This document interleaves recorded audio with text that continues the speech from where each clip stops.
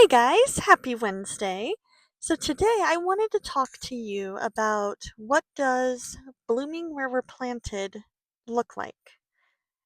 One of my favorite examples of blooming where we're planted is Joseph. This is a guy that gets ripped away from everything he's ever known by people that he should have been able to trust. That is not exactly how he pictured his life, you know? And he must have had many, many, many times where he was like, God, why? Why am I stuck here in Egypt? Why did my brothers sell me into slavery? Why did you allow this to happen? But sometimes we're asked to go somewhere or do something, and we're going to see down the line why we were there. Maybe that job gave us a skill that we needed to be able to do what God has called us to do. Maybe a connection was made that we wouldn't have been able to make had we not been there.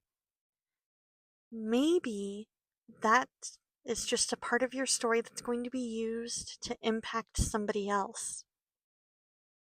And that is what we have to bear in mind when we bloom, when we're not sure why we're somewhere.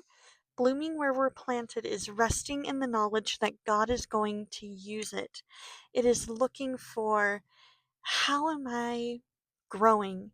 How am I, what is God showing me as far as what his plan is for me or to have an impact on somebody else?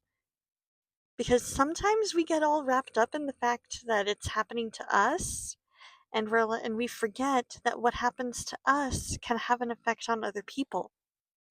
And blooming where we're planted is looking at those and looking for those opportunities for growth and looking for those opportunities for impact.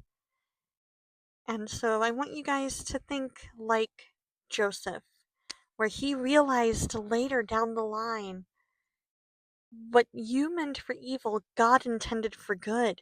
If they hadn't sold him into slavery, he never would have been in Egypt. The famine would have happened, and they would have all died. So I want you to think, what impact can you have on somebody else, or what can you learn that will affect things for you down the line today? How can you bloom where you're planted?